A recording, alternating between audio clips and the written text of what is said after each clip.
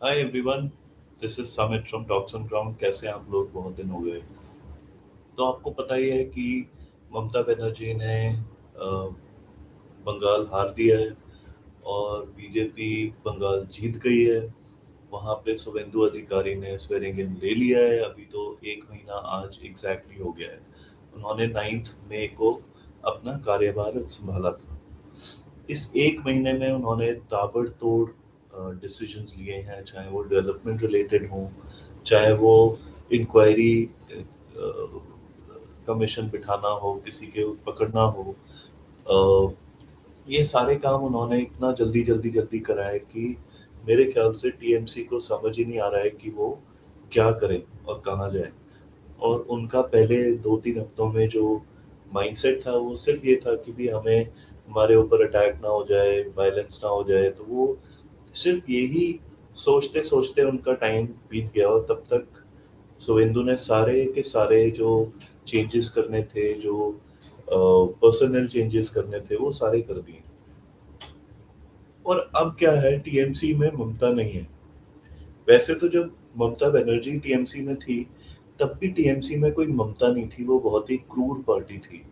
उन्होंने जिस तरीके से राज करा बंगाल पे, वो आपके रोंगटे खड़े कर देगी। और ये इंडियन मीडिया और ग्लोबल मीडिया का एक बहुत बड़ा फेलियर है कि वहाँ पे 15 साल तक, और अगर देखा जाए तो 60 साल तक ऐसा साम्राज्य चला कि जिसमें कि एक कम्युनिटी को पूरा मारा गया, उनके ऊपर बहुत सारा अत्याचार हुआ, लेकिन किसी ने कोई आवाज़ नहीं उठाई। इनफैक्ट ग्लोबल लीडर्स आते थे, स्पेशली अमेरिका से, स्पेशली जो कि ममता बनर्जी से मिलते थे। वो किसी और लीडर से मिलने नहीं जाते थे कि भी हमें खट्टर जी से मिलना है, या हमें देवेंद्र फडणवीस से मिलना है, या हमें स्टालिन से ही मिलना है। नहीं, उन्हें ममता से मिलना होता था। बिकॉज उनका एक सपना था कि वे एक ग्रेटर बांग्लादेश बनेगा। और उस ग्रेटर बांग्लादेश में वो नॉर्थ ईस्ट के कुछ राज्य जैसे मणिपुर, मिजोरम, नागालैंड और इधर वेस्ट बंगाल और ऊपर असम, ये सारे लेके एक पूरा इंडिया का वो पूरा काट देंगे। और इंडिया का एक हाथ बेसिकली काट देंगे। लेकिन एक ही झटके में और एक ही दिन में ये सारा का सारा उल्टा पड़ गया उनके ऊपर। वो देखा जाए तो उनके पास इसका कोई जवाब नहीं है। और ये एक स्टोरी है जो कि डेफिनेटली जो वर्ल्ड मीडिया है वो इसको डेफिनेटली कवर कर रहा है। ये बड़े मज़े की बात है। आप देखो, इस चीज़ को बड़ा, मतलब ऑब्वियसली इंडियंस ही लिखते हैं ऐसे, और ये बंदा बहुत ही बकवास लिखता है। नाम विश्वास है, बस थोड़ा स्पेलिंग गलत है, नहीं तो बकवास होना चाहिए था नाम। How is one of India's most successful female politicians losing a party. अब इनके जो कारनामे हैं और इनकी जो करतूतें हैं, उससे ये मतलब एक ही चीज दिखता है कि इनका नाम गलत है। क्योंकि इनमें कोई ममता है ही नहीं। इन्होंने कभी फीमेल्स के लिए कोई स्टैंड नहीं लिया। इन्होंने कभी कोई काम नहीं करा। She took a very anti Hindu stand. और जाके वो बहुत बड़े बड़े बातें करते थे। और इनको तो ये लगता था ये ग्रेटर बांग्लादेश की एक प्राइम मिनिस्टर बनेंगी। और इनकी अभी बॉडी लैंग्वेज अगर आप देखोगे तो बिल्कुल ही अलग है। इन्हें समझ ही नहीं आ रहा है कि अब मैं क्या करूं। तो ये भागी भागी गई हैं सोनिया गांधी के पास। और वो भी हंस रहे हैं क्योंकि एक टाइम था 3 साल पहले जब इंडिया अलायंस बना था। तो ये बड़े बढ़ चढ़ के इन्होंने ममता बनर्जी ने उनको ठुकरा दिया था उनका अलायंस। और बेसिकली कांग्रेस को कोई वो नहीं दिया था। अब अपनी ही पार्टी में उनका स्प्लिट हो गया है। और कल हुआ या परसों हुआ, बेसिकली जो टीएमसी पार्टी है उसका जो लोकसभा यूनिट है उसमें 29 एमपीज हैं। उसमें 22 ने मेन पार्टी से अलग होके एनडीए के साथ बैठने का निर्णय लिया है। इसके भी ऊपर कंट्रोवर्सी हो रही है कि वो 20 हैं या 14 हैं। अब एक कीर्ति आज़ाद साहब हैं, उन्होंने बोला नहीं जी, ये तो सिर्फ 14 एमपी आए थे बीजेपी के लीडर्स से मिलने। तो उनकी जो 22 लोगों की जो लीडर है शायद शायद काकोनी, तो उन्होंने कहा जी ये 13 या 14 जो ये बता रहे हैं कीर्ति आज़ाद, ये इनकी एवरेज थी टेस्ट मैच क्रिकेट में। और मुझे लगा कि ये बड़ा ही इंटरेस्टिंग कमेंट था। लेकिन ये जो स्प्लिट हो रहा है, जो 58 तो उधर गए एमएलए विधानसभा में, उनका लीडर इंद्रप्रता बनर्जी बन गया, जो कि ममता बनर्जी का चॉइस नहीं है। तो एक तरीके से वो स्प्लिट हो गई पार्टी। उधर वहाँ पे फिरहाद हकीम ने कलकत्ता के मेयर का रेजिग्नेशन दे दिया, तो वो कॉर्पोरेटर्स भी उनके बहुत सारे रिजाइन कर रहे हैं। फिर इनके बहुत सारे पार्टी ऑफिसेज पे रेड पड़ रही है, इनके बहुत सारे लीडर्स पकड़े जा रहे हैं, बहुत सारे बांग्लादेशी बाहर निकाले जा रहे हैं, वो सब तो हो ही रहा है। उसके बाद इनके बाद बारी आ जाती है लोकसभा और राज्यसभा की। अब लोकसभा बड़ा ही इंटरेस्टिंग है, बिकॉज 22 लोग अगर बीजेपी की तरफ आ जाते हैं, एनडीए की तरफ, तो 293 की स्ट्रेंथ चली जाती है 315 पे। और सुना है कि डीएम के आउटसाइड सपोर्ट तो दे ही देगी, तो 23 या 24 उनके हैं, तो आप लगा लो 338। और आप इसमें झारखंड मुक्ति मोर्चा के 3 शायद जोड़ सकते हो, 341।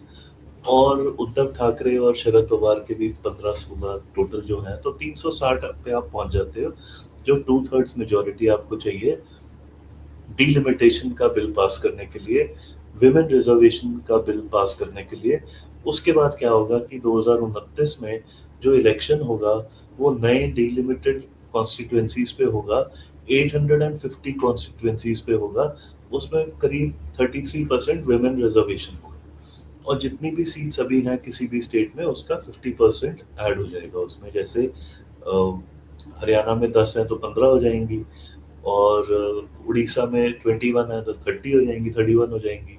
तो ये जो फॉर्मूला है, ये बीजेपी ने अप्रैल में भी ट्राई करा था पुश करने का, लेकिन उन्होंने एक नंबर लेने का अंदाजा लिया था कि अभी हमारे पास कितने हैं।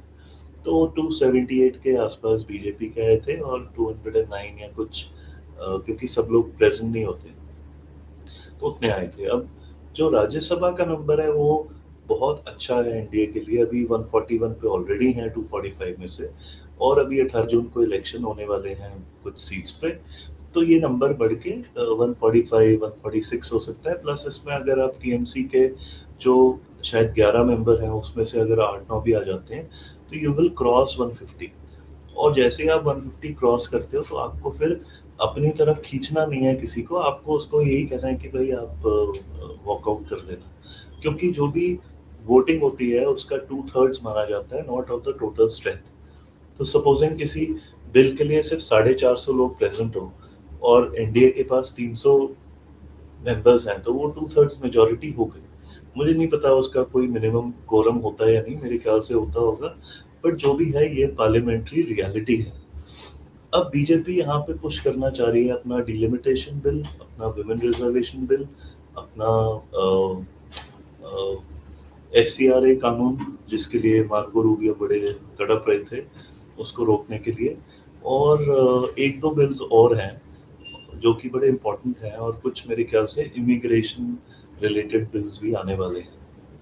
तो ये बिल्स अगर मॉनसून सेशन में पास हो जाते हैं, तो क्या होगा कि ये आपके पास 2029 के लिए एक बिल्कुल ही अलग तरीके का एक पॉलिटिक्स चलेगा, और इंडिया अलायंस की रीढ़ की हड्डी टूट जाएगी मेरे हिसाब से। बिकॉज डिलिमिटेशन जैसे 2009 में कांग्रेस ने करा था, राइट आफ्टर 26/11, तो उन्होंने डिलिमिटेशन करके 50-60 सीटें एक्स्ट्रा जो वो जीते थे, वो उसी वजह से जीते थे।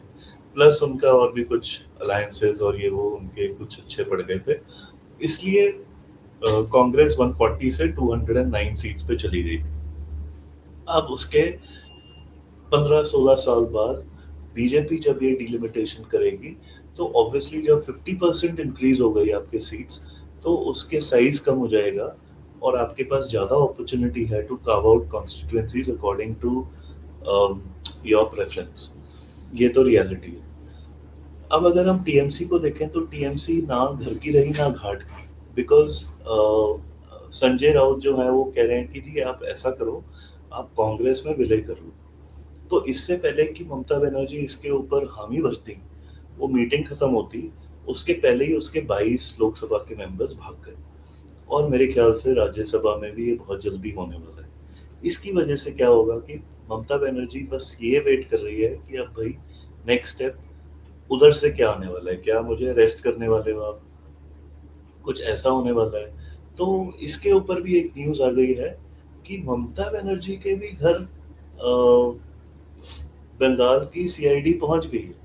और जो आपके अभिषेक बनर्जी भाईपो जी हैं, भाईपो के ऊपर तो उन्होंने 5 बजे तक का टाइम दिया था कि भी आपको हमने कई बारी बोल चुके हैं, आप अपीयर नहीं हो रहे हैं, तो ये ठीक नहीं है। और उनका गिरफ्तारी मेरे हिसाब से is a matter of time. उधर नेपाल भागते हुए जहांगीर खान को पकड़ लिया है कल इंडो नेपाल बॉर्डर पे। उनको 26 मई तक का टाइम दिया हुआ था कोर्ट ने। तो वो कोर्ट का टाइम था, उसके बाद वो गायब हो गया था, उसको ट्रैक करा एसटीएफ ने, इवेंचुअली उसे पकड़ लिया। ही इज एनीवेज अ गुंडा, नॉट somebody जिसके ऊपर हमें ज़्यादा टाइम बिताना चाहिए। बाकी ममता बनर्जी की एक और प्रॉब्लम होएगी कि भी अगर वो कांग्रेस के साथ जाती है तो उसकी पावर खत्म, तो उसकी पॉलिटिक्स एक तरीके से खत्म हो गई। और अगर नहीं जाती है तो हो सकता है उसको जेल भी जाना पड़े, हो सकता है अगर वो कांग्रेस के साथ अलाइन करे तो उसको कुछ लॉयर्स और इस सब का कोई फ़ायदा मिल जाए और उसको कांग्रेस का इकोसिस्टम बचा दे। तो ये जो पूरा जो सिनारियो दिख रहा है इसमें एक बीजेपी बढ़ती हुई दिख रही है और दूसरी तरफ कांग्रेस भी थोड़ा उन्हें भी मज़ा आ रहा है कि रीजनल पार्टीज खत्म हो रही हैं। और उसी कांग्रेस के ऊपर अखिलेश यादव पूरा अपना फ्यूचर दांव पे लगाने को तैयार हैं, जो कि नेक्स्ट ईयर इलेक्शन होंगे। वो भी एक महान इंसान है एक्चुअली। उनके बारे में तो सुना है कि वो अपने घर से ही नहीं निकलते हैं, कई बारी तो सुना है वो अपने रूम से ही नहीं निकलते हैं 12 बजे तक। मुझे नहीं पता, मैंने तो ये सुना है। तो ऐसे लेजी आदमी से वो मतलब उनका बहुत ही अच्छा टाइम चल रहा हो या ऐसा कुछ हो जाए गलती दूसरी साइड से, तभी वो जीत सकते हैं, नहीं तो वो जीत नहीं सकते। अब बीजेपी भी केपेबल है गलतियां करने की, जैसे लास्ट टाइम उन्होंने योगी को लेके करा। तो वो भी देखने वाली बात है। लेकिन जहाँ तक बंगाल की बात है, मेरे ख्याल से बंगाल में इलेक्शन जीतने की वजह से बीजेपी ने अपने लिए करीब 25 सीट का क्वेश्चन ले लिया है। वहाँ पे 42 सीट हैं और बाकी पार्टीज 4-5 से ज़्यादा लोकसभा में नहीं जीत पाएंगी। वहाँ पे अरिथमेटिक ही ऐसा है, क्योंकि सारा का सारा हिंदू वोट कंसोलिडेटेड है और दूसरा साइड का वोट बढ़ जाएगा। तो 37, आपके पास 12 थे अभी, तो 25 सीट का आपके पास एक होल्ड आ गया। प्लस असम में आपने एक मोड बना लिया है कि भी आपके 9, 10, 13 में से आने ही आने हैं। तो इस तरीके से आप अगर पूरे देश में देखोगे तो बीजेपी विल नॉट माइंड अगर आज इलेक्शन हो जाए, तो दे विल वांट कि भी डिलिमिटेशन हो जाए और फिर वो करें। तो the opposition is now caught in a war of its own. अगर वो गवर्नमेंट गिरा देते हैं किसी तरीके से सब करके और इलेक्शन हो जाते हैं, तो वो बहुत बुरी तरीके से हारेंगे। और अगर डिलिमिटेशन हो जाती है उसके बाद वो हारते हैं 2029 में, तब भी वो हारेंगे। तो they are waiting for act of God, if you know what I mean. तो ममता ममता जी का भी अब जो पूरा रिलायंस है वो गॉड पे ही है, बिकॉज उन्होंने वो वाली बहुत पॉलिटिक्स खेली। बाकी आप क्या सोचते हो ममता बनर्जी और ममता लेस टीएमसी के बारे में? आप अपने कमेंट्स बताइए मुझे। This was Samit from talks and ground. Thank you for watching. Have a good day. Bye bye.